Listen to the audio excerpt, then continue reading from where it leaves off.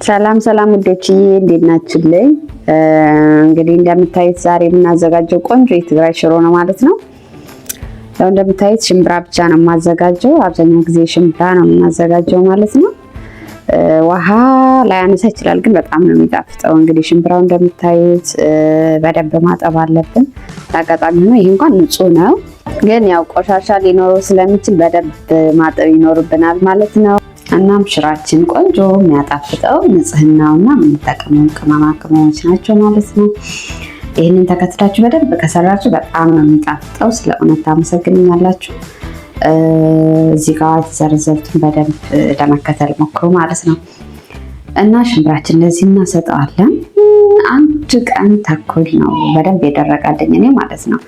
በደንብ እንደዚህ በትልቅ አድርገን በደንብ ማሰጣት አለብን። እየገለባበጥን ቶሎ ይደርቅልናል ማለት ነው።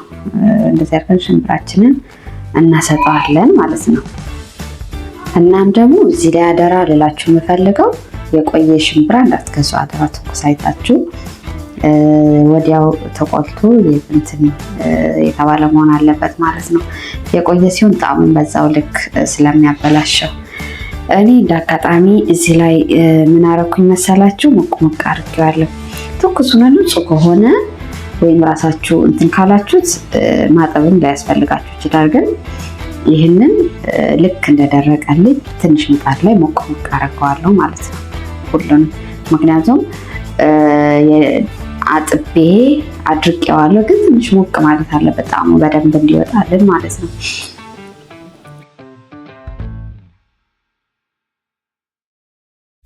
ከዛ በኋላ እንግዲህ ወደ እርጥብ ቅመሞች ነው የምንሄደው። እኔ የተጠቀምኩት ነጭ ሽንኩርት 3 ኪሎ ነው። እስከ 5 መጠቀም ትችላላችሁ። ዝንጅብል ሩብ የተጠቀምኩት፣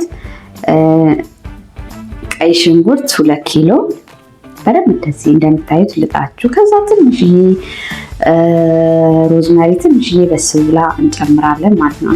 ለመጨመርም ትችላላችሁ። ቀይ ሽንኩርት እና ነጭ ሽንኩርትና ትንሽዬ ዝንጅብል ካለ ከበቂ በላይ ነው ማለት ነው። ከዛ እንደልዘዋለን። እንደዚህ አድርገን በደንብ ከተደለዘልን በኋላ ከሽምብራችን ጋር በደንብ መዋሃድ ይኖርብናል። በደንብ አዋህደን አሽተን ለአንድ ቀን 24 ሰዓት ነው እፍን አድርጌው ማድረው ማለት ነው። ጠዋት ነው የተደለዘው። ጠዋት ተደለዘ፣ በበንጋታው አሰጣሁት። በኋላ አደረ። ከዛ በበንጋታው አሰጣሁት ማለት ነው። በደንብ ብዙ ቀን ሲቆይ ራሱ የሆነ ጣዕሙ እምክምክ ይላል። አላቅም 3 ቀን 4 ቀን ይላሉ፣ ግን እምክምክ ነው የሚለው። 24 ሰዓት ከበቂ በላይ ነው። በቃ ቆንጆ ነው ይዋሃዳል ማለት ነው። እንደዚህ አድርገን በደንብ አዋህደን ለ24 ሰዓት አቆይተን እናሰጠዋለን ማለት ነው።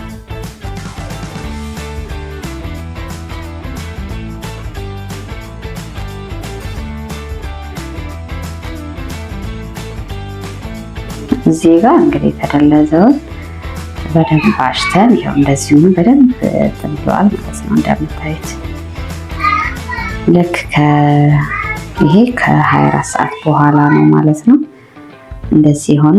ስለዚህ ጥቅልል ስለሚል በደንብ እየበታተናችሁ ማስጣት ይኖርባችኋል ማለት ነው።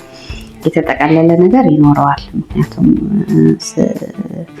ተሸፍኖ ስለሚቆይ በፌስታል ሽፍን አድርጋችሁ የሆነ የማይከፈት ነገር ክድን አድርጋችሁ ስለምታድሩት ነው። ስለዚህ ያው አንዳንድ የተጠቀለለ ሊኖር ስለሚችል በደንብ በታትናችሁ ለማስጣት ሞክሩ። ከዛ በተረፈ ግን ያው ንጽህናውን የምትጠቀሙት ነጭ ሽንኩርት፣ ስፔሻል ነጭ ሽንኩርት ደግሞ በደንብ መጠቀም አለባችሁ። ይሄ 10 ኪሎ ሽምብራ ነው ማለት ነው። ለ10 ኪሎ ሽምብራ 3 ኪሎ ነጭ ሽንኩርት ነው የተጠቀምኩት። ሩብ ዝንጅብል፣ 2 ኪሎ ቀይ ሽንኩርት፣ ከዛ በኋላ ደግሞ ትንሽዬ በሶብላና ሮዝማሪ ተጠቀምኩኝ ማለት ነው። እና ለ10 ኪሎ ነው። እንደዚህ አድርጌ ያሰጠዋለሁ።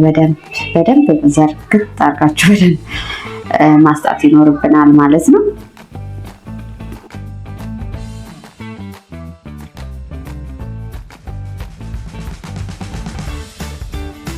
እዚህ ጋር ኦልሞስት በቃ ደርቆልኛል፣ ዝግጁ ነው ለመፈጨት። ስለዚህ ቀጣይ የማደርገው ነገር ምንድነው ደረቅ ቅመሞችን ማዘጋጀት ማለት ነው። ደረቅ ቅመሞችን የሚያስፈልጉን ኮረሪማ ግማሽ ኪሎ ያልተፈለፈለ፣ ያው ሲፈለፈል ትንሽ ነው የሚሆነው ማለት ነው። ከዛ ድንብላል ትንሽ ግማሽ ሲኒ፣ ነጭ አዝሙድ አንድ ሲኒ ከግማሽ፣ ከዛ ጨው ነው። ጨው ደግሞ ግማሽ ኪሎ ማለት ነው የምንጠቀመው። አብሽ 2 የሾርባ ማንኪያ ነው የምንጠቀመው፣ በብራውን እንደዚህ የተቆላ ማለት ነው።